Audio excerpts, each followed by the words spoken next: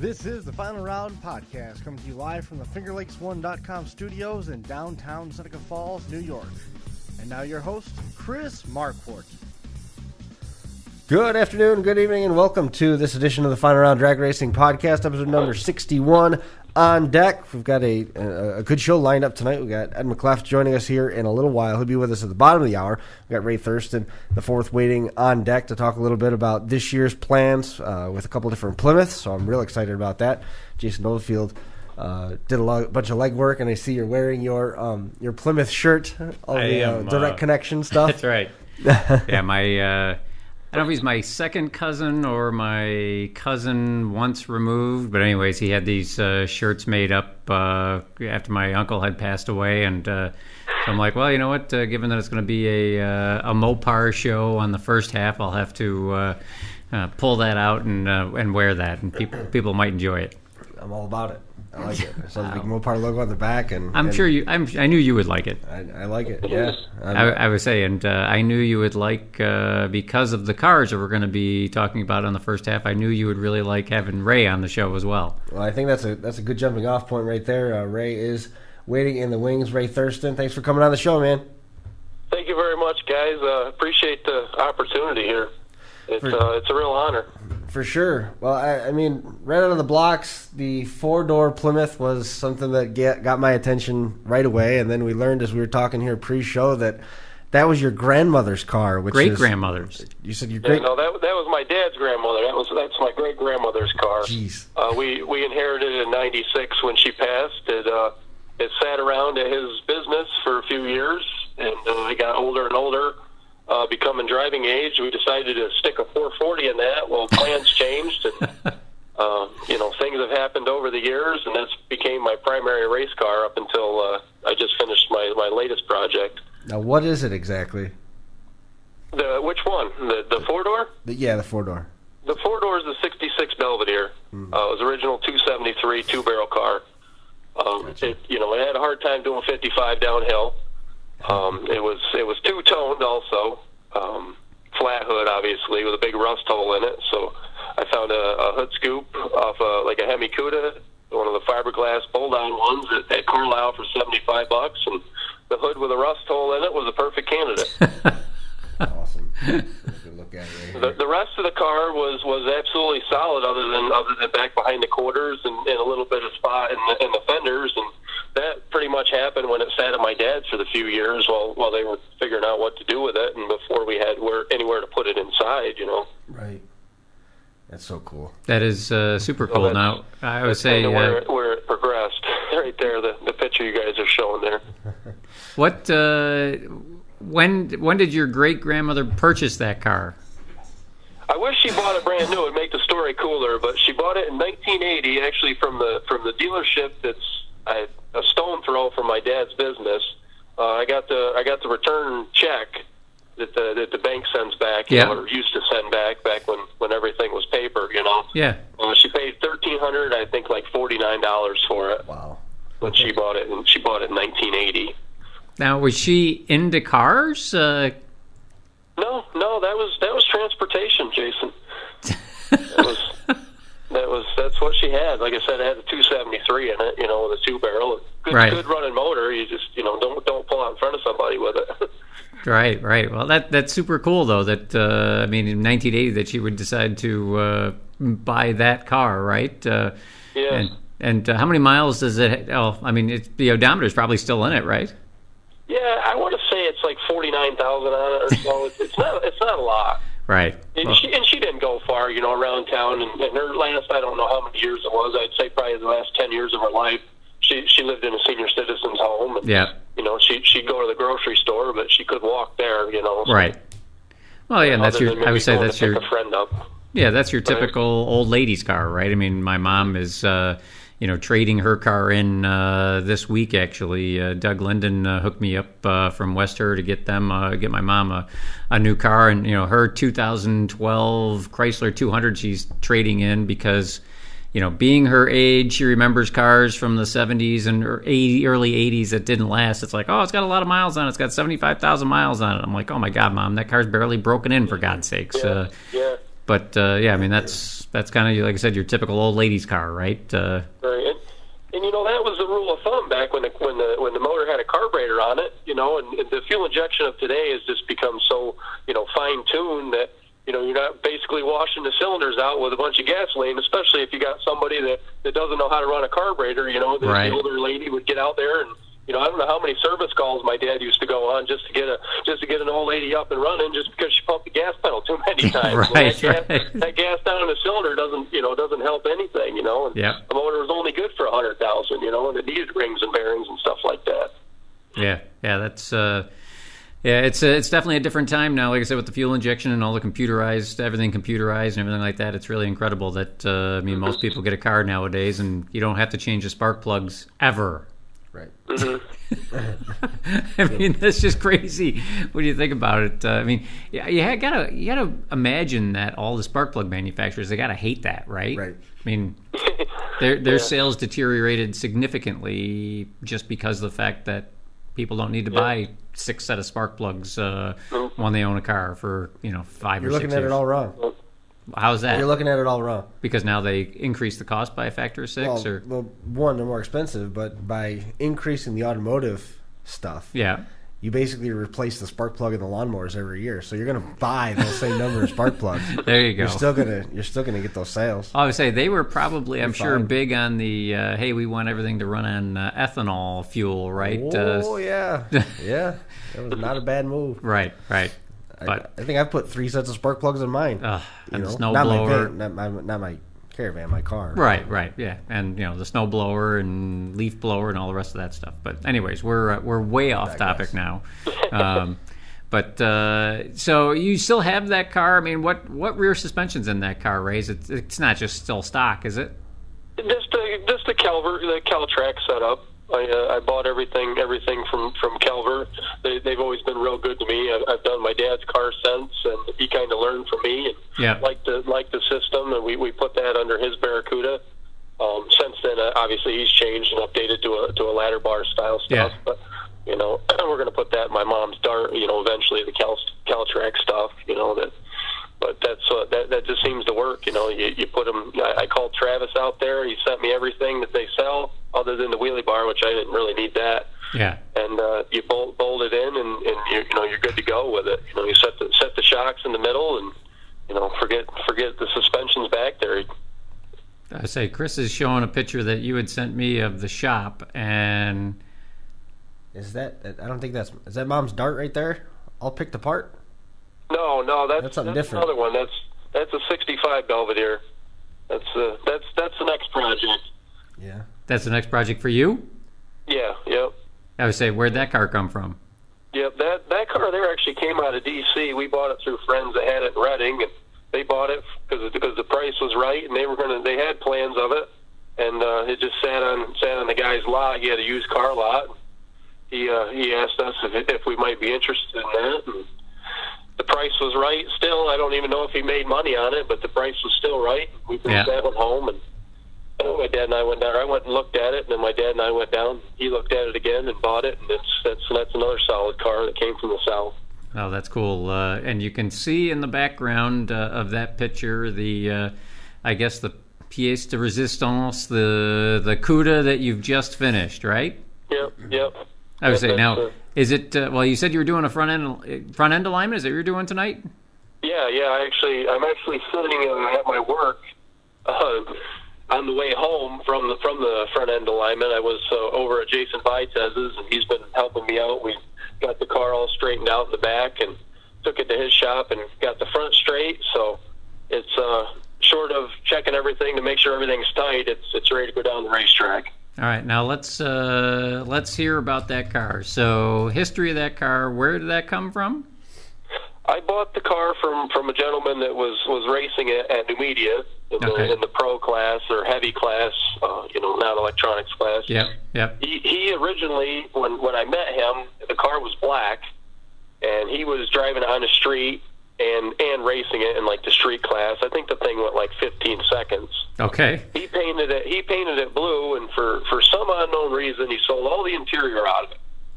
And this goes for the door panels, the back seat, and he sold it for like a couple $100. Yeah.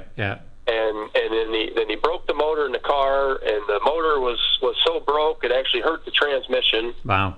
And then he went through a divorce, and he just had nothing left. So that's how I ended up with it. Okay. I bought it and brought it home. My plan was I was just going to put a motor in it and use it for a street strip car. Yeah. And then probably eventually sell it to get maybe like a dragster or a fast door car with big tires on it. Sure. And one thing led to another. I got digging into it, and for some reason when he painted the car, he did paint underneath the hood.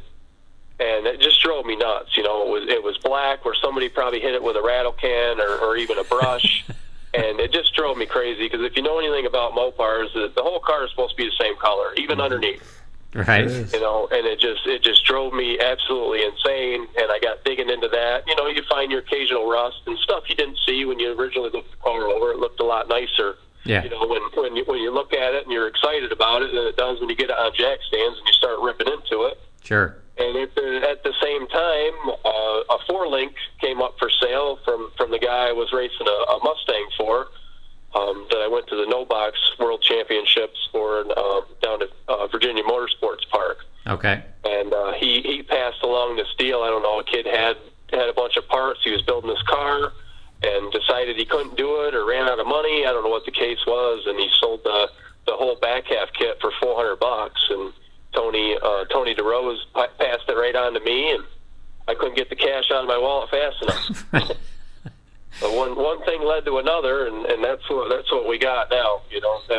After years later, and this was all in 2009, 2010. I bought the car right in the summer of 2008. Thinking I'd have it on the track the following year. Yeah, I mean, because you had said the following year I thought I would get it back on the track. Right. Yeah, you had said to me a couple of times that this was a 10-year project, basically. Mm-hmm. Mm-hmm. Yeah, yeah, is that... just life gets in the way, Jason. If it ain't money, I made a move. I made a drastic move. I grew up in Pennsylvania. Everything I ever knew was in Towanda. A smaller town. Right. Not dirt road Main Street kind of small town, but it's a small town. We have a Kmart, so it's not real small, but you come up to the big city of Buffalo, and you got to pay rent now, and everything else that goes along with living on your own. And yep. Hardships and highs and lows. So now, what's the power plant in that car now? Right now, well, the plan is to run NHRA Super Stock with the car. Okay. It's 383 Formula S, 1968 Cuda. And the plan is to run the 383, but I want to run a 383 from a little bit newer of a car from the 70 model, and that allows me to use a Holley carburetor. And there's two major facts that I want to do this, and one is that that's all I've ever known is Holleys. Yeah. And the other thing is it's a little bit bigger of a carburetor, so it works better, and it's it's faster, it's more consistent. And I love stock and super stock, but deep down in, and I'll always be a bracket racer. Sure. You never can forget your roots. And that's what keeps these tracks going. Believe it or not, the street outlaws crowd loves to pound on their chest, but bottom line, these tracks wouldn't be nothing if it wasn't for the occasional bracket racer that's been keeping them open for the last 20 or 30 years. You know what I mean? Since heads up racing kind of went away. Right. Yeah, and you and I talked about this just a little bit earlier today, that, both you and I mean, we're doing this for the love of the sport, right? So it doesn't really make much difference, I guess, kind of what I'm racing. But, I mean, all right, if I'm not racing the Corvette, well, I want to find something else to race. And, with this car here, it's like, yeah, you want to race stock and super stock, but I know darn well that... let's say, something, knock on wood, that something catastrophic were to happen to this where, you broke the motor. It's like, I know you like drag racing enough that you're going to find something else to get out there and go bracket race. I mean, well, it's funny you kind of bring that up without knowing the other details here I didn't get into is I found I got the car ready. I went to the Motorama downtown Buffalo, a few years ago, and I actually took a car there for one of my friends. And I'm like, when I get my car done, it'd be cool to put it in there. Yeah. And just so happened the car was pretty much 95% done when that was coming up, so I entered it. Well, I had a new transmission that my father and I put together on the bench of his garage, And so, well, I'll get that training in there. Well, I got a little bit of time, and I'll be ready to go. So after the car show, I can get this thing scaled and lined up and be out the 1st of April, go down south with the car. Well, come to find out, changing the transmission, and I pulled the header off. The head was leaking, and I found a couple of cracks. I don't know how many cracks actually is in there. It's enough to sideline the whole project. So after the Motorama, the engine had to come out, and I took the 4-door car, and that became the donor. So now it's got the bracket motor out of the 4-door in the Super Stocker. Okay, we're going racing. Well, yeah. I mean, hey, you do what you got to do to get go to the races, right? I mean, that's that's right. I'm not going to show up at a national event and try to claim this thing as a 383, but yeah, I'm going local bracket racing. Right. Yeah, at least for now. Yeah, do what you can. Yep.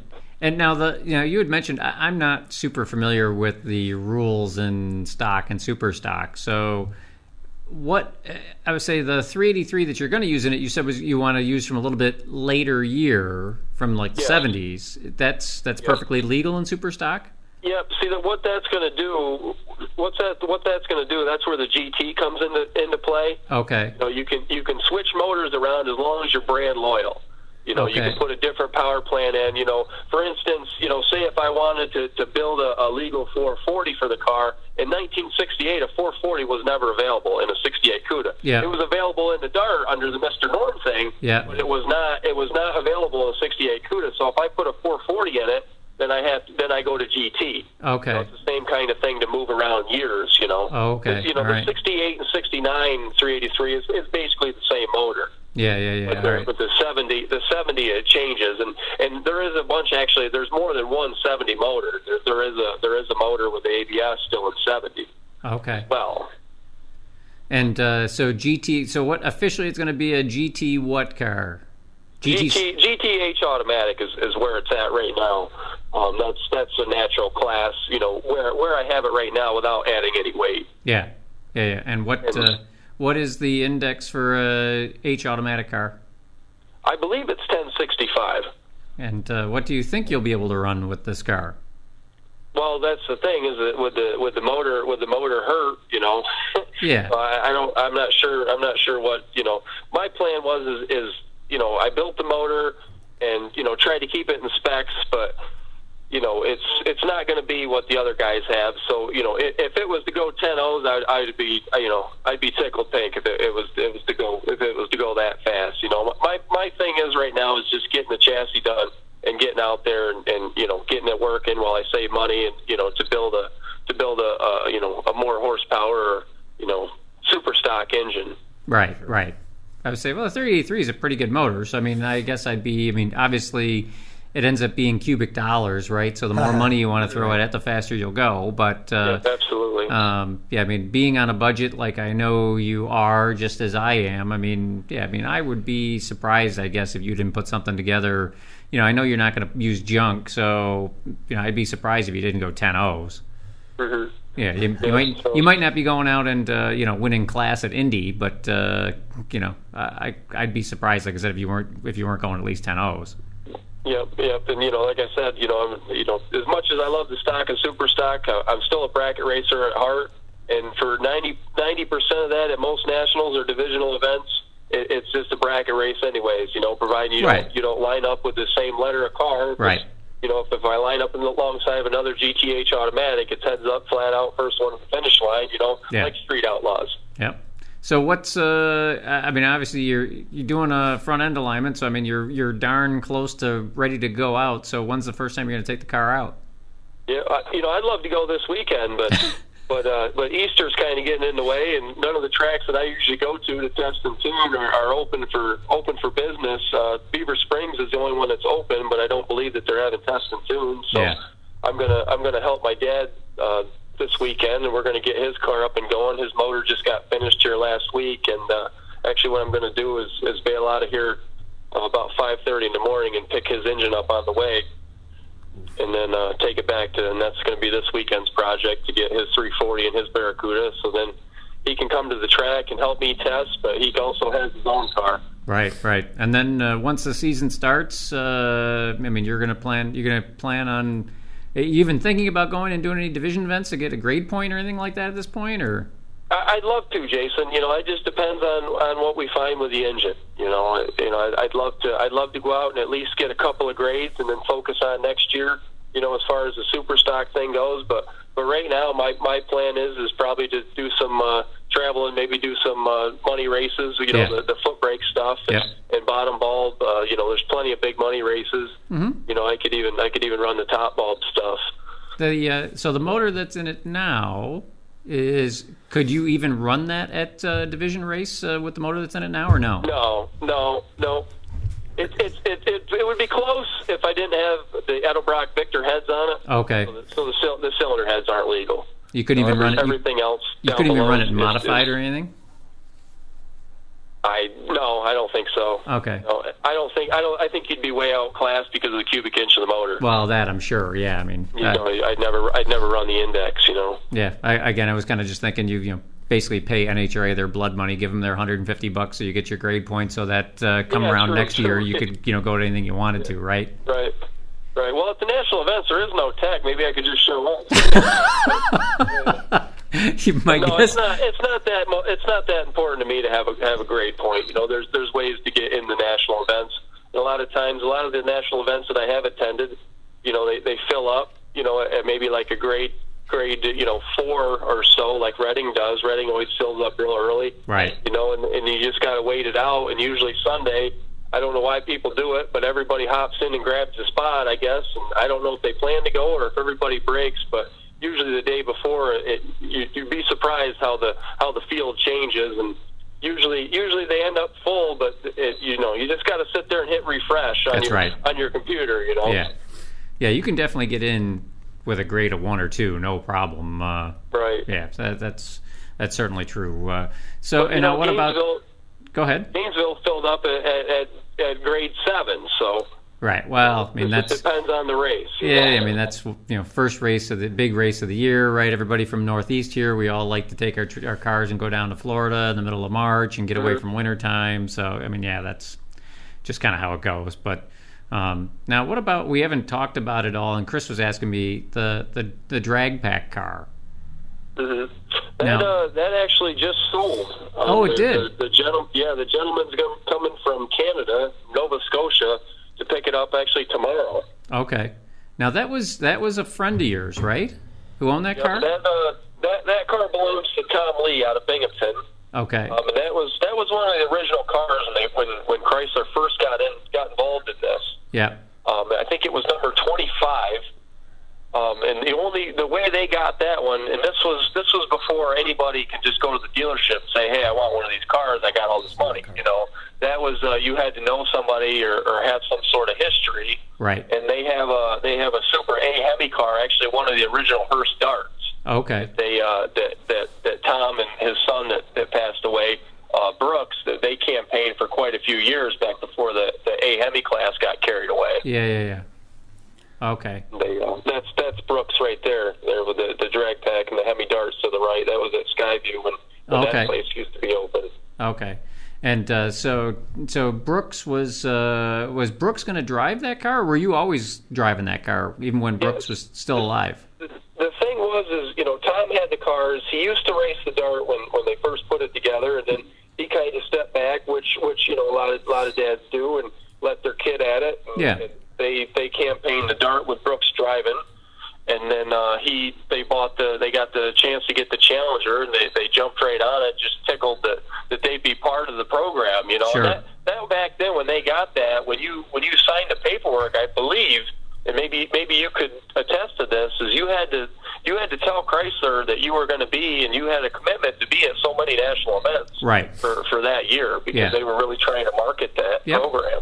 Yeah, no, that was generally the case, and that was the case years and years ago too. Is that if you wanted to get one of these program cars, you had, like I said, you had to commit to going to so many races. They didn't, just want to give free cars out to anybody. Like I said, they really wanted to market those cars and have people see them every week. So. Yep.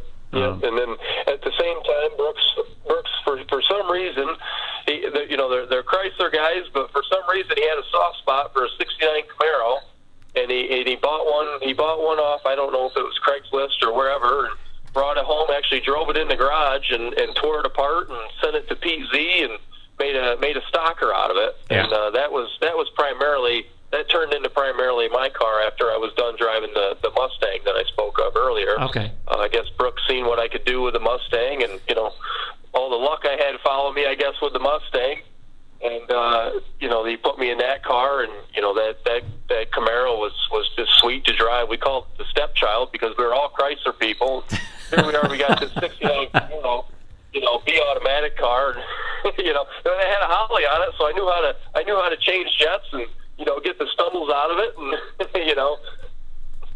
Yeah, I would say that's pretty cool. I mean, yeah, and you've been pretty darn successful overall, and like I said, you've driven a whole bunch of cars, and I mean, the cool thing is the fact that you've kind of moved from, one car to the other, and it's one of those things that, kind of shows me, the guys that have, talent are able to do that, right? Move from one car to the other and very quickly get comfortable in them and have some success, and, that certainly defines you to a T, so... What I did is you either got to set them up exactly the same or totally opposite. Most of the time, the cars were totally opposite. You get in one car and you go the wrong way with the shifter, you're going to have problems. Right. You know what I mean? So you get in that car and you set it up so you know what you got to do in that car. Maybe make yourself little notes. I'm famous for putting tape everywhere and writing on tape. I have my whole tack taped up in my car. Yeah. Yeah. Yep. So at this point, so the drag pack at this point is so that's going down the road. No more. You won't be racing that anymore. So I mean, really, for the most part this year, it's going to be you and the CUDA. Yep, absolutely. Yeah, that's super cool. They still have the Camaro. I actually I spoke with Tom last night. He gave me a call, and he still has it, and he'd like to get the motor out of it, and get it updated eventually. And he's actually talking about driving the car. And they also have had a 73 Duster, which is also a stocker that they've had, and Brooks they had that painted and brought home, and Brooks was assembling it, and he was killed in a car accident. Right. And ever since then, the car's just sat. So last night, Tom called me and was telling me about the Challenger, and he asked me if I'd be interested in finishing that car for him. So that's going to get put in front of the 65 Belvedere. And I'm gonna try to work that into my schedule and get that done when I'm not out on the weekends. I was my car. Yeah, I was just going to say it sounds like that project's taking priority as your next project. Yep. Well, that's awesome. So with the Motorama, I didn't get a chance to talk to you at all. So did you take home any awards at the Motorama? Yeah, they gave me a participation trophy. I got a best out of 60. I don't really know what that means. I don't know.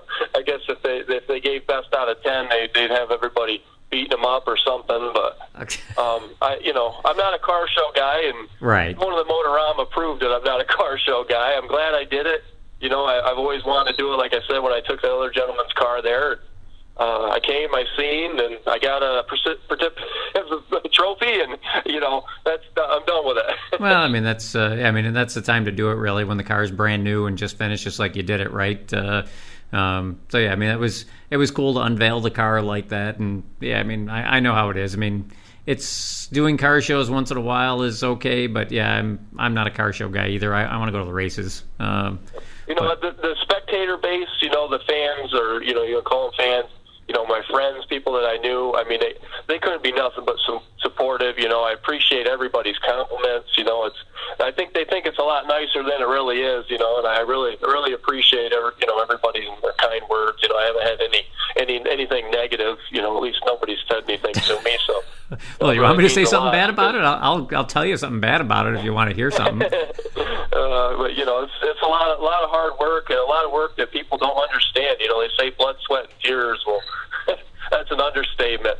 Oh yeah, I mean, you told me. I think it was that weekend. I think when you found that the motor was broke. I'm like, I can just imagine, right? You put all that effort into the car, and then it's like, oh my God, are you kidding me? I got to take it all back apart. Yeah, that really is heartbreaking. But well, I mean, certainly the car turned out beautiful. I mean, we definitely want to have you in the studio here, and I don't know if it's one of these times that you're going to Towanda, that you stop out here in Seneca Falls and join us in the studio.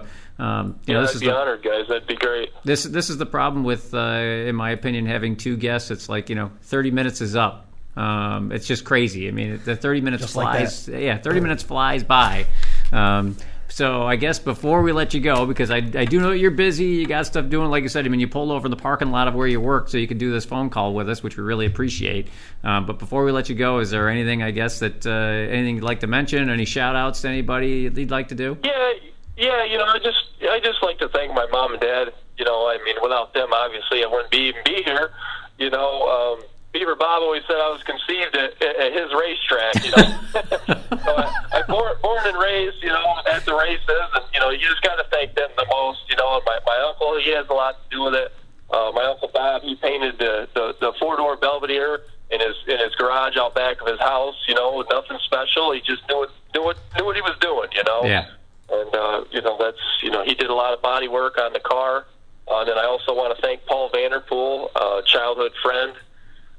Actually, my dad and his dad went to high school together, so that he's been part of the family. We've known each other forever, and I took the car all the way to Georgia to have him paint it just for his artistic abilities. The guy's great. Justin O'Brien threw the carbon fiber stripes on it there. They're straight as I couldn't ever put them on that straight. Right. JRO, the JRO is where to go. When you need vinyl work. I mean, he did it awesome. He made the sign for me for the car show. And I just want to thank everybody that's involved with it. I won't take up too much more time of Ed's. I'd love to run through everybody's name again.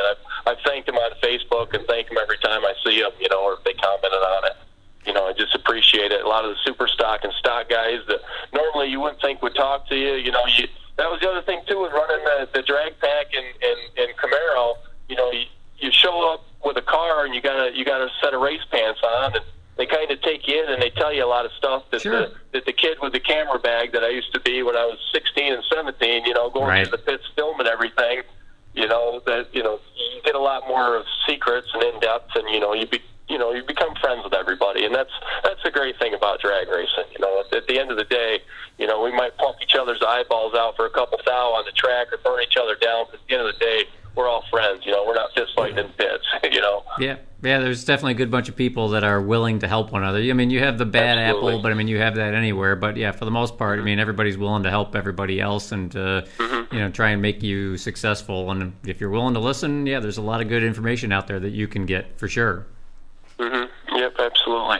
I can't learn enough. I'm like a sponge, I wish I could remember as much as I've learned, or as much as people have taught me, Right. Like I said, my dad, he's just taught me everything I know, other than stuff that I've figured out from trial and error, and like I always say, it's mostly error. Well, 20 years from now, when you're one of us old guys, you can be the guy that's teaching all the young guys what they need to do. I'll do my best. Yeah, well, stay young as long as you can. You'll enjoy it, believe me. Yep. All right, Chris, anything else? No, I got tons of questions for him, but we gotta switch gears. Like I said, we got to get Ray. Right, Chris? That's right. I agree wholeheartedly. We got to get Chris we got to get Ray in the studio here. Definitely. All right, guys, I won't take up no more of Ed's time. Tell Ed I said hello if he can't already hear me. He's already listening in. We sure will. He's a good friend of mine. We'll let him know. So we'll talk to you guys later. Thanks for coming on. Thanks, we'll see you Ray. soon. Yep, it's been an honor. Thank you, guys. Hey, take care. So there's literally an entire lifetime of questions that we didn't get to. No, absolutely. Yeah, I mean, and like I said, that's the what happens when you have multiple guests in one show. I mean, it's kind of cool when you switch up and you get different topics, but hey, there's no depth there. Could have gone 2.5 hours with him. Oh, absolutely. Yeah, absolutely. Yeah, we didn't talk about his dad's racing at all, and Lancaster was sold. Lancaster was sold. We haven't talked about that at all. I guess we have now. Phone's ringing, so you could always tackle that. hey, it's Chris. Can I put you in? Hey, let me put you in. I say, waiting for Ed McCleaft to join us here. There we go. We got Ed in. Ed, how are you? I'm doing great. How about you? I'm doing all right. Hey, Ed. Hey, what's going on? Just hanging out here with Chris with a cold and talking drag racing, and glad you could join us on the show and kind of give us an update as to what you're doing. It seems like you've been a busy boy recently. Oh, it's always busy in the off season, isn't it? Gotta get ready for a busy summer, right? Yeah, there's no such thing as an off season. Oh, that's for sure. it's rebuild and revamp and hopefully recoup some money, huh? Well, it's a great plan. I mean, that's it all sounds good on paper. That's for sure. Yeah, I was going to say on paper it looks great, doesn't it? Yeah. I mean, it's one of those deals where if everything goes according to plan, we might not ever hear from you again. You make enough money, you just go find a beach someplace down south, and you don't have to worry about race cars or anything. I don't know if that's ever going to happen. No. Come on, guys. I have to say that if I ever hit the lottery and had enough money, you'd still hear about me because I'd definitely still be at the racetrack for sure. I might own the private island and be on the beach and stuff like that, but I would definitely still be at the racetrack pretty often. Well, come on, it's a passion, you know. You're not going to walk away from that. No, not at all. So one of the things crazy. I don't know what it is. Right. So one of the things you've been doing this season is you bought a new shop, right? We actually bought our old shop back that I grew up in. So. Oh, no kidding. Yeah, my dad bought it in 1981. I was just shy of 9 years old, so. Worked for my dad for all those years, and we were out of there for 4.5 years, had the opportunity to get it back, and my little brother came on board, so it's myself and my two brothers working there now, so kind of like old home back again, you know? 1981 Belvedere's were priced to move. Yes, they were. I don't know if you got a chance to listen to the show with Ray Thurston, who was on the first half of the show. Who says hi, by the way, if you didn't get a chance to hear that. But his grandmother bought his great grandmother bought her Belvedere in 1980 or 81. 66 Belvedere.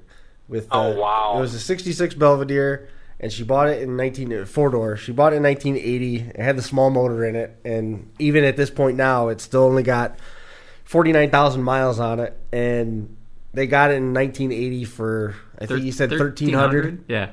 Oh, no kidding. Has he raced it? I mean, everything else, right? They did a motor swap on it. And they put he said a Barracuda or hood on it. Something with the big, I think it was Barracuda. The big air grabber on it. Yep. And yeah, he races the four-door and everything. It's pretty cool. That's awesome. Yeah, I just can't believe me at that point. I can't listen to it because our internet is so terrible where we're at. So I'm just glad you can get a phone call out of that place. Oh my gosh, I'll tell you. You want to talk about living in the sticks? It's great to live in, but you lose the outside touch. So Ed lives so far out in the country. Yeah. That he's got a bear. How far out in the country does he live? He's got a bear that he taught how to turn the carburetor. I can't even see the road from my house. There's so many trees out in the woods here. So how is the shop been going? What kind of progress you making? It's been doing pretty well. We moved back into town and we have an amazing location, so it's going to take off and fly, I'm afraid. Hopefully we have time for some racing in here, Well, I mean, business, unfortunately, for us working stiffs, business comes first, right? Yeah, none of us hit this lottery yet, I mean, I guess I got to start playing it first, but right. Hoping a dream, right? Right. So you're in the shop at this point, and we're in the shop. We moved in the beginning of the year, we've been there since, we opened up January 2nd or 3rd or whatever, right off the bat at the beginning of this year, so. Oh. That's cool. So it's been really nice. I got my own personal garage back, so that's even nicer, Right. I can work on race cars there, and I don't have to worry about having them together and getting them out of the shop, so I can work on customer stuff all day. So right. Now I have to say, now they're just all tore apart, scattered all over the garage. Right. Well, we chatted a few weeks ago, and I think at that time you were super busy in the shop or something was going on, but I was really surprised when I went to your page and I think it was when you might have been getting ready to get the Nova out to the car show. I didn't even know anything about this car. You don't? Oh, man, we started racing that car in 1987. That was my dad's first race car, so 63 Nova. We started off, it was merely a little more than a bracket, or a street car, rather. Yeah. We got it out of the Buffalo area, ran Lancaster all those years, and my dad took me to the races when I was 14, and I said, Dad, we need a race car, I said, I was hooked, so when I was 15, we started racing this car, and it's been on again, off again for the last, I haven't had it out since 2006, so kind of anxious to get it back out and drive it again. I mean, it should be fun. Yeah. Okay. So, all right. So then, I guess I take that back then, because would you consider that your first race car then? No, actually, my first race car, I had a 71 Pinto with a small block Chevy, and it was my first race car. Okay. Because I'm thinking the last time that, well, I won't say the last time, but one of the times that you were on the show, maybe it was the first time you were on the show, that we might have had pictures of the Nova as part of your racing history then. But I just assumed that car, when you went to the dragster, that car went away and that you picked up this new Nova in the off season. No, that same car. It's been kicking around from here and there. And, okay.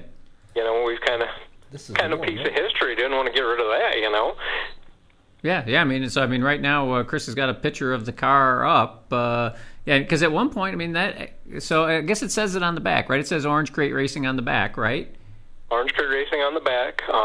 Little Power Shop came on board, and they were the major sponsor this year. So you guys get a chance, go check out littlepowershop.com. They specialize in all kinds of truck accessories and parts and pieces, and got to throw in that little perk.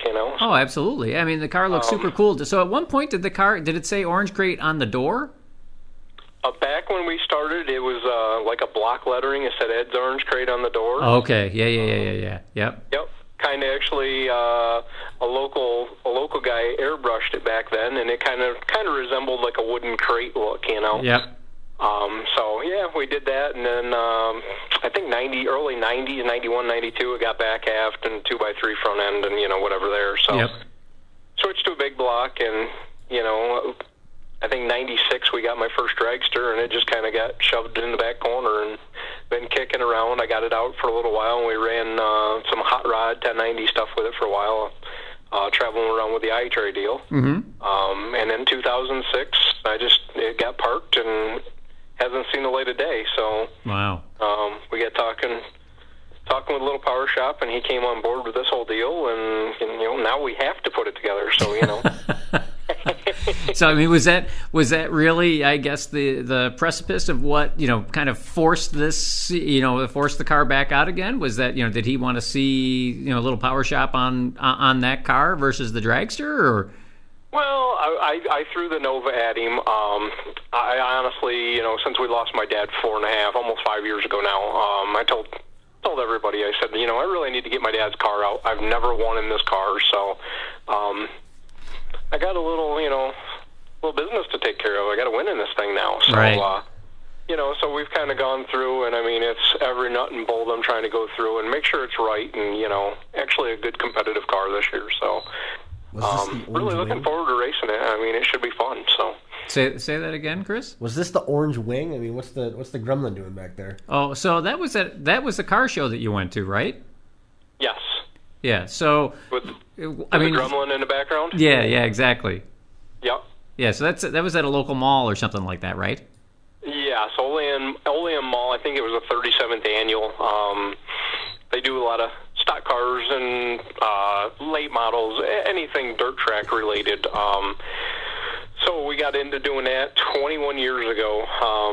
I kind of begged the guy. I said, let me in this car show. I've always wanted to do it. I mean, I've gone down and checked them out. I said, let me bring my car down, He says, what do you have? I said, I got a rear-engine dragster. Is it a decent-looking car? He says. So I'd like to think it is, So he let us in, and we've been going back ever since. So. Right. Yeah, and I know you've been doing that show for at least the last few years. I knew you had been doing that show, but I was just surprised. This. So what? I mean, that was that a month ago, 6 weeks ago? Yeah, it was the middle of March. So yeah. So I mean, here's the thing, Chris. That was just crazy. That I just couldn't believe is that. So here I am, going through pictures on your Facebook page, right? And you're posting pictures kind of like by the hour update. Like, yeah, we're really rushing here, trying to get done all the rest of it. And it's like, next thing I know, the car is done. Then it's completely buffed. And then the lettering is on the side of the car a few hours later. And then a few hours later, there's pictures at the mall. I'm like, holy cow, you guys really took this down to the last second. What a busy day, huh? Yeah, I couldn't believe it. I was like, wow. I mean, I thought, you're rushing to get this done, and I didn't know, if you're just, trying to get it done before, nighttime or what, but I didn't realize that you were really trying to get it to the show like that day. And the best part was it was sitting in the trailer ready to go, so. Well, you it was have a little, anticipation, don't you? Sure, absolutely. Yeah, it was really cool. So the car now, is it? I guess is it primarily going to be? It was car show ready for that. That was about it. Since it's come home, it's got completely tore apart, and okay. I didn't have mounts in there for the motor plates yet. I didn't have anything done yet, so it was basically for the show. The little power shop is a local company, so I wanted to have it in the mall, be in a local area. Yeah. So we threw it together to get it in there and brought it home, and it's blown apart in the garage right now. So every night I go over and thrash on that, trying to get it done. So It's coming along pretty good, though. We were hoping to test and have it in Norwalk for the division race, but I don't know. It's going to be kind of like that mall car show, last minute deal. And so, I mean, the plan primarily is to race Super Street or Hot Rod with it?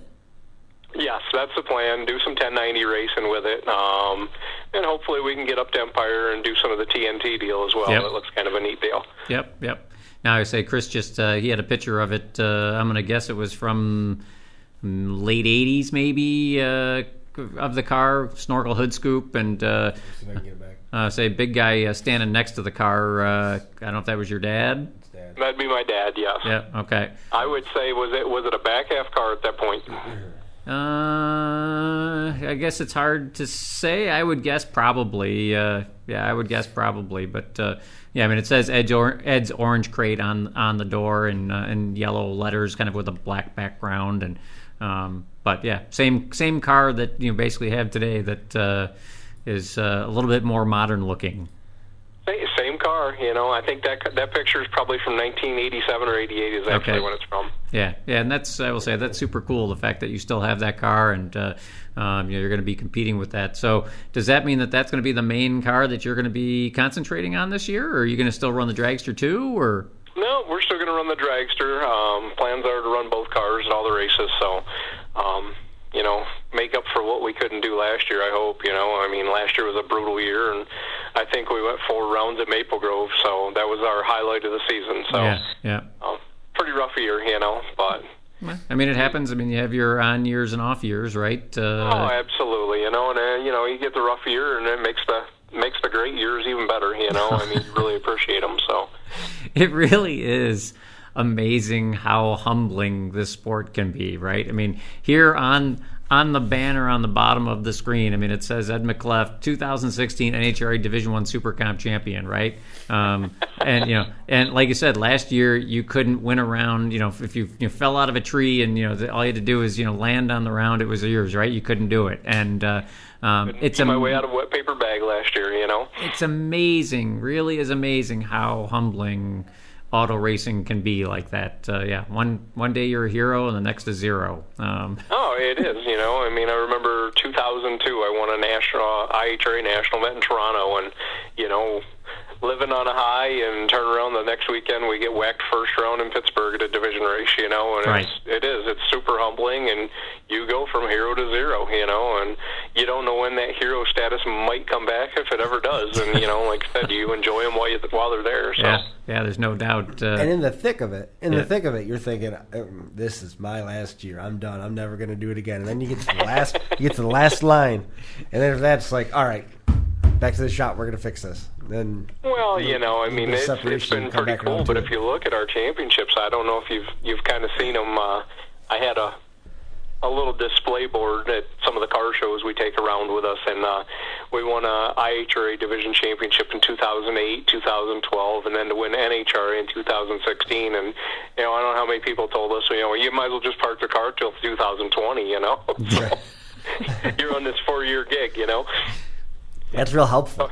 It's a good thing. It's a good thing they stopped by to tell you that. Right. I mean, it's not like I didn't notice the obvious here. Come on, guys. So do you have? I guess we could only be lucky if we could do it again in 2020, Right. So I'm assuming you must have a trailer then that's big enough to put both cars in it? Well, we've had our trailer for sale here for a couple months. Okay. And it's still for sale. I just haven't had any luck selling it yet. So I guess if we do have the opportunity to move that, we're probably going to look into a stacker or something. So yeah.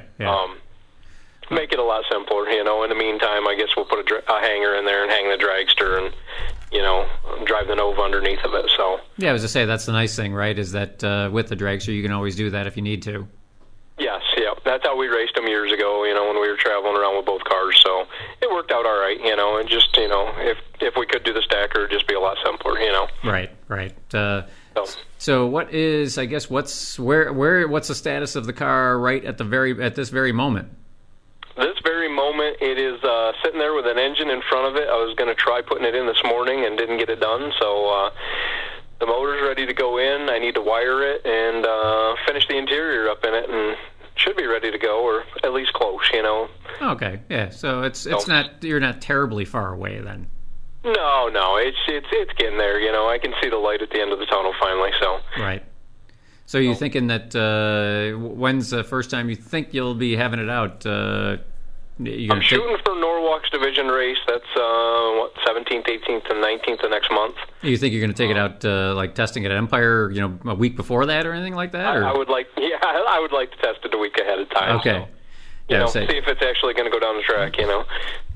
Well, I'm sure it will. I mean, from a suspension standpoint, right? You didn't change really anything from that standpoint, right?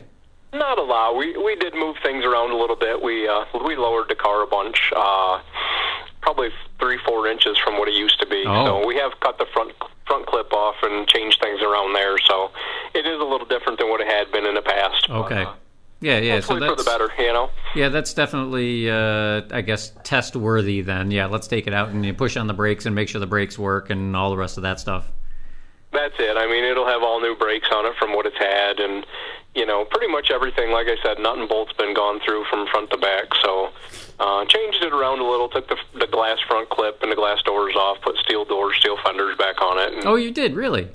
Everything just fits a little nicer. So just make it look pretty, I guess. Hopefully it'll look pretty in a winter circle, right? Yeah. Well, and it's funny, too, with Super Street, I mean, when you got to hit that 2,800-pound minimum weight limit, right, it's like, yeah, putting some weight. Absolutely, so I figured, we might as well put all that stuff on. It just fits easier, and, a lot of times it's my wife and I that just go, so, pulling a one-piece front clip off with two of us is a bit much, so. Yeah. Lift the hood off and fill up the fuel tank and go another round, Right. Did you keep all that stuff when you took it off that still had all the lettering on it from back before? We have everything still. Yeah. It's actually the one-piece clips hanging from the ceiling in my garage at home. Nice. I was going to ask the same thing, Chris. If you had to go out and buy all that stuff and replace it, or if you still had all of it? No. Yes. Oh, I thought you meant all the stuff I just changed. No, I bought new fenders, new hood, and I found a used set of doors for it. So we still do have the original doors from back then with the same Ed's orange crate on the side. I've been kind of scavenging some parts and pieces off of those. The door hinges were still on there, so kind of worked out well there, so. I would say those doors, they still have the Ed's orange crate on the side like that? They still have it on there. And is I would say is that why you keep them in the shape that they're in and hanging in the shop, is because you just can't bring yourself to sand and paint them down? Actually, the bottoms, they sat outside behind our other shop for a little while, so the bottoms were getting pretty rough. Okay. So, yep, so they'll get hung on the wall in the shop now. So I would say, yeah, now they're a conversation piece. That's okay. Yeah, you got to have it, So what motor is in this car? I've got a 496 in it, alcohol injected, so it was on a carburetor last time, so we're changing it back to an injection. We're trying to keep both cars as similar as possible, Smart. Just for simplicity, jump from one to the other, same delay box, same wiring harness, switch panels, everything. So, you're not thinking, you just jump back and forth if you need to, Yeah, it definitely makes sense. Like I said, the worst thing you want to do, just a delay box, right? If you go to a different delay box, the user interface is just a little bit different. Next thing you know, you're in the car and you're like, how the heck do I enter this? I can't remember how to do it. And it definitely makes sense to have everything being consistent if you can help it. So yeah, that's a smart thing to do for sure. So that's what we're trying to do. Simplify it all, so. Yeah, like and I would say the nice thing, too, is, right, from a spare parts standpoint, something happens, you can always go over to the other car and scavenge off of that car to put it in the other one, so.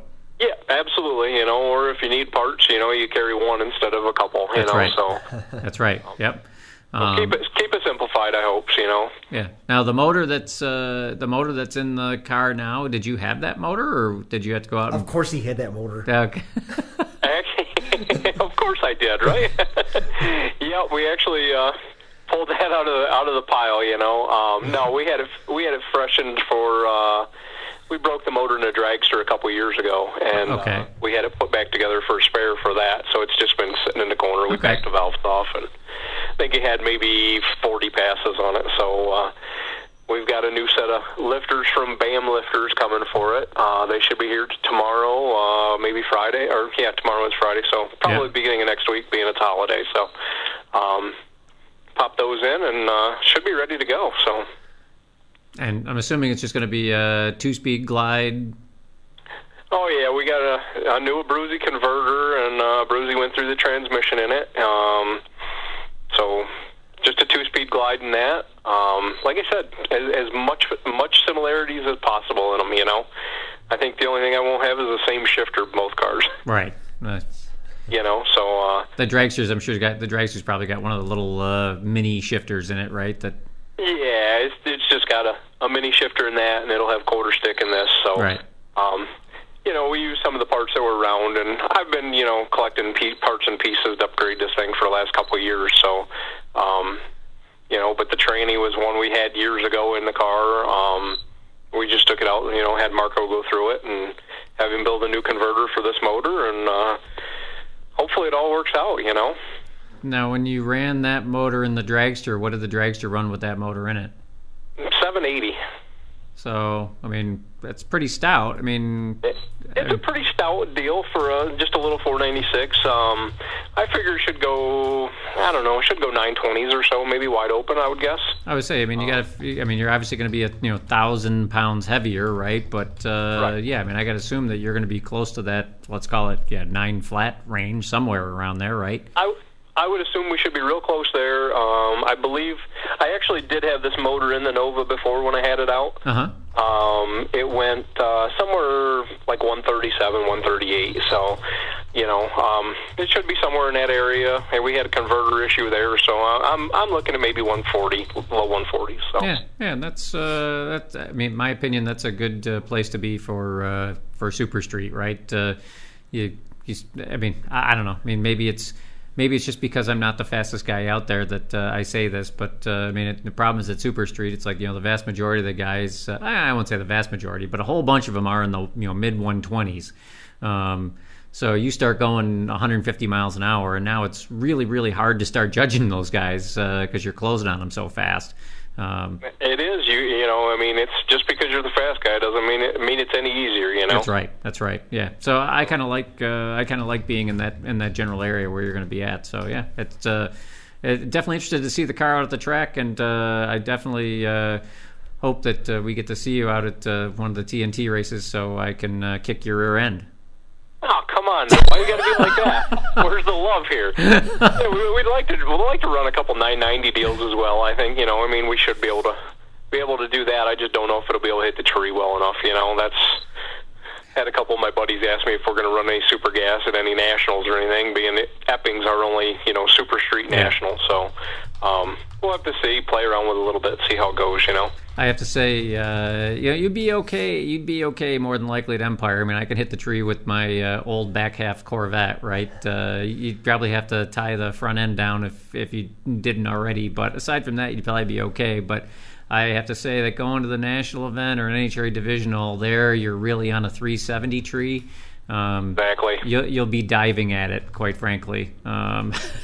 And that's what I told him. I said, I just don't know if it'll make it, but we can give it a shot. What the heck, right? Yeah, I would say that. I would definitely do it before I wouldn't race, which is crazy to me because the number of people that are like, "Oh, I'm not going to do that." It's like I just won't race. It's like, "Oh, come on, really?"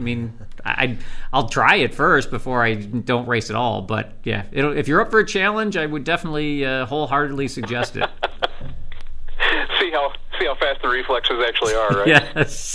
Yes. I gotta say one thing. It's a whole lot nicer weather this time on the phone with you guys than it was last time. I remember driving through a blizzard to get to you last time. I looked at those pictures. I was looking through your pictures, trying to find stuff to put up, and I found one of those pictures that you'd screen capped from on the road, looking down the snowy interstate, and it reminded me of that time when we talked. And oh my God, what miserable weather you had! Oh, man, I was thinking about it earlier today. I'm like, geez, what a difference. It's 70. Everybody had their motorcycles out, beautiful day. So, hopefully we get a lot of these this summer and we can enjoy the racing, It'd be nice. Yeah, it definitely is. Nice. It feels like today feels like racing season. It was nice to go out in a short sleeve shirt. Yeah, it's amazing. I guess, I think it was only last weekend that it was snowing. It's amazing how quick the weather has changed, but I'm definitely looking forward to getting out at the racetrack here. Oh, absolutely. Can't come soon enough. We've been hibernated too long. So aside from it's Little Power Shop, right? Little Power Shop, yeah. So aside from Little Power Shop, we're right at 8 o'clock here. Anybody else that you want to give a shout out to kind of before we let you go? Oh, man, we had some amazing people behind us over the years. We picked up a couple new ones this year. Howard's Kubota out of Coudersport. They came on board, and Joel Anders Electrical Service, they came on board this year, but we have the whole slew back again that's been with us for years. Duzen, Abruzzi, BAM Lifters, Norton Building Supply, Fez's Diner, Supreme Auto Parts, Hoosier Tires, J&R Auto Parts, VP Racing Fuels, Lubricants, Lauder Fencing, some of them been on there for 20 years, so yeah. I'm very fortunate to have some of them, stick around that long, put up with me, but well, you do a great job. You do a great job marketing, your whole racing program, and that's why people, come on board, and that's why they stick around with you for so long. I told you this before. You do a fantastic job with that.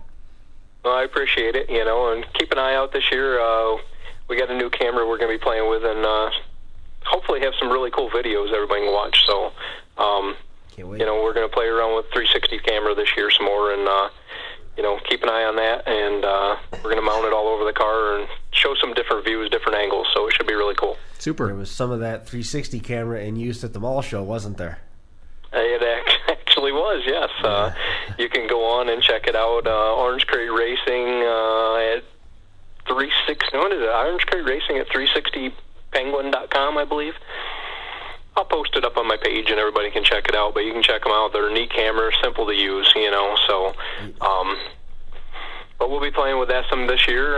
We've got one and can't wait to try it out, Awesome. We added a new media last year and I just wasn't able to, I was learning still, so I didn't know a whole lot about it, so we got it, I think, the day before or 2 days before, so, but now we've had a little bit of time to play with it, and hopefully we can put out some awesome videos this summer, so. Well, definitely looking forward to seeing some of those. Definitely. Should be a neat deal. I'm looking forward to the summer. Should be fun, Hopefully I can keep up running with 2 cars, but, I think you'll be okay. Yeah, there's worse things.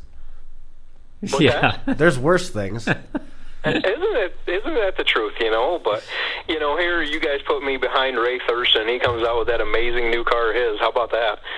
It's a pretty car. I would say it is a very pretty car. Isn't that thing gorgeous? Yeah, if you ask him, it's not as nice as it looks. He thinks, but say it's pretty darn nice. I'm definitely looking forward to seeing that. I can't wait for him to get that 2-door Belvedere done. Yeah, right. That thing's gonna be cool. No, from what I see the pictures, it turned out awesome. So. Yeah. Well, I know he's been at it for a long time working on that thing. So. Oh yeah, but your stuff's no junk either, and like I said, definitely looking forward to seeing that out the track. I'll probably see you out at Empire Testing, is my guess. I look forward to seeing you guys. Thanks for having me on, and maybe we can do it again some night. Absolutely. Hopefully. We look forward to it. Sounds great. Appreciate you coming on, Ed. We'll talk to you soon. Talk to you guys later. Thank you. Thanks, Ed. Take care. Yep. We'll see you. Bye. Goes Ed McCleaft joining us on episode number 61. That Nova's cool. Oh, yeah. Think about the space he could have saved if he would have just dropped that motor in that car like 5 years ago, right? Right. I didn't realize, like I said, when he told the story, it's like, oh no, it's the same car. I'm like, okay, now I remember that. But I thought that when he went to the dragster, I thought he sold that car and Then I had an inside track on you on that when I was leafing through the pictures. I saw where they had done the renovations or the restoration on it with a new nose and the new doors. And somebody commented how pretty the blue was on the doors. Oh. So maybe they should have kept that. Yeah. And then he had another image where they had mixed the paint, another image where the first coat was on it. Yeah. And it looked like they might have already block sanded it one time. It came out great. It looks really good. Yeah, it looks cool for sure. And he's never got a win in that car. That just blew my mind. I'm surprised at that as well. I guess I have to say, and maybe it's just because of where he was in his racing career at the time that. And these stars align all the time for stuff to not work out. Yeah, but it just floored me with as much time as he spent around drag racing as a whole. And he made it a point to say that it was unfinished business. Right, that was his words. Yeah, I'd say maybe that's. I would say it'd be hard to change the name of the car, considering that it's always been Ed's Orange Crate, but that'd be a good name for the side of the car, right? Unfinished business. I'm bringing this out to sign, seal, and deliver. It's got a great name on the side right now. What's that? Ed's Orange Crate? No, it was Little Power Shop. Oh, Little Power Shop, yeah. Because it's a sponsor. Right. Well, yeah, it's always nice to have someone pay you to put their name on the side of the car for sure. Yeah, that's cool. That's cool. He's, like I said, he's always done a great job of marketing his racing program, and he brings a lot of value to his sponsors too. I mean, he's always out there at the track promoting them, and going to car shows and handing out flyers, and so yeah, that's people get their money's worth when they go with him. Absolutely. That's for sure. And then, as we alluded to, Lancaster being sold to a couple guys out of Buffalo. Yeah, longtime fans, and they were longtime racers. Mike Swinarski. So Mike was actually inducted into the Lancaster Drag Racing Hall of Fame. I think it was last year. I'm going to say it was last year. So I mean, very deserving of that as well. I mean, he's been a really stout competitor for a long time. He's also helped a lot of racers out in the Buffalo area. Just a super guy, really super guy. And Vito Anthony, South Buffalo Auto Parts, right? Yes, correct. Yep. Actually, yeah. I mean, he was a sponsor with Western Super Auto Association. I mean, just a great guy. And Vito Antonicelli, actually, I mean, longtime chassis builder. I guess again, I mean, another guy that's helped out the Western Super Auto Association over the years. Just two super people, big drag racing fans and competitors, and it's so nice that the fact that the track has been sold. I mean, obviously, from my standpoint, it's nice that they've been sold to drag racers. You have the circle track there as well, but it's nice that it's been sold to drag racers. But even if it's just been sold to racers in general, it's nice that it was sold to racers and not just another business person looking to essentially milk the property. Now, here's the thing: is I look at it from the other perspective. I was glad to see that it was in the hands of people with a business background. Because so many times you see racers like, well, how hard can this be? Oh, sure. And they jump up and they buy it, and then before long they're in over their heads, and now they're not racing That's anymore. Right. And then things really fall apart. Yeah. Somebody that comes in with a business understanding of, how to conduct the business of the racetrack. Yes. In terms of just, hey, we love racing. How hard this is going to be a ton of fun. This is a dream come true. I'm a racing fan. I own a racetrack. Right. They come from the right background to where yes. Successful businesses and successful drag racing backgrounds That's right. are going to pair pretty nicely in order to give this some longevity. Yeah, and certainly not to take away from their business acumen, right? Because they both are successful businessmen as well. So that there is that aspect of it. But the fact that, like I said, the fact that they're racers, I'm just thrilled about. And two super guys. I'm really excited. Obviously, they got a lot of work in front of them. Just because, unfortunately, the property's really been neglected quite a bit over the last. How to make the pro stocks turn left? Yes, exactly. But I'm sure. I know they're going to get it done, and hopefully everybody kind of goes out and helps support them. And track's got a lot of history, and for me, it's got a soft spot in my heart. I'm really glad that it didn't just go into sitting there vacant for a year, which, quite frankly, a month ago, I thought for sure that. Yeah, there was going to be no racing at Lancaster this year. Good. It did not look good. It was looking bad. Yeah. You should have told me the camera was still on me. I should have cut away. Battling through. I would say you're almost there. It's 8:10. Almost there. I would say we Living can. At home. Sorry, you're not feeling good. But what a trooper to come on and still do the podcast. I didn't want to miss Ed. I didn't want to miss Ed. I'm not gonna lie. And take nothing away from Ray. I'm glad Ray came on right. and learned more about. I'm stoked that he was on, but I didn't want to miss Ed. Well, we'll see if we can get Ed back on again in the We got to future. get him to come up here sometime. Yeah, I mean, again. Yeah, again, exactly. And I will say, Ray is definitely wants to come in as well, and Ray'd be a great studio guest. So he's done some announcing at Empire and really? at Lancaster. Yeah, Yet another thing that we didn't get to in our 27 minutes. Right, we did not talk to him at all about that. I think he may have even. Well, you know what? I know he did, and. Again, something we'll have to cover in the next one. But at the IHRA, I think it was the IHRA races, maybe it was NHRA races. He was announcing at some of the national events there too. It's like, hey, I'm gonna, so and so is gonna take a break. You want to come up and announce? It's like, yeah, sure, I'll go up. And so yeah, I mean, he's really good with regard to that. And yeah, he'll be a great guest in the studio. And he's told me he wants to do it. And so yeah, we'll definitely get him up here. The door's open anytime he wants to come. Once maybe the racing season starts and the car is running and done and all the rest of it, to have a little bit more time. But a little tougher this time of year. Yeah, everyone's trying to rush to get stuff done and get out. So we'll get there. I'm sure that we're not going to be on the track nearly as fast as everybody thinks we are. We'll have enough cold weather surprise us and snow and garbage weather show up. And I highly doubt it's going to be 70 degrees from here on out. Right. Enjoy it. Yesterday was summer. Right, exactly. Yes, exactly. We're now on our way to fall. What do you think? Got anything else? I think we're done for now. Yeah, hopefully we can get. I'll talk to Mike Swinarski and Vito, and hopefully we can get one or both of them to come on the show and kind of talk to us about Lancaster. And we got we got a bunch of other guests too that we've kind of lined up over the weeks. So yeah, we should have some good shows in the future. 2 weeks from now, we're looking at May 2nd, right? Yes, sir. Yeah. No surprises, no travels, no nothing? No, May 1st is not good, but May 2nd, as far as I know, is I'm okay. So all right, perfect. Well, that sounds good. I guess that's going to do it for us here at the FingerLakes1.com studios in downtown Seneca Falls. Episode 61 in the books. We'll catch up with you again on May 2nd with another episode of The Final Round. We'll see you then. This has been the Final Round Drag Racing Podcast, coming to you live from the FingerLakes1.com studios in downtown Seneca Falls, New York. We'll see you right back here again in 2 weeks. Thanks for watching.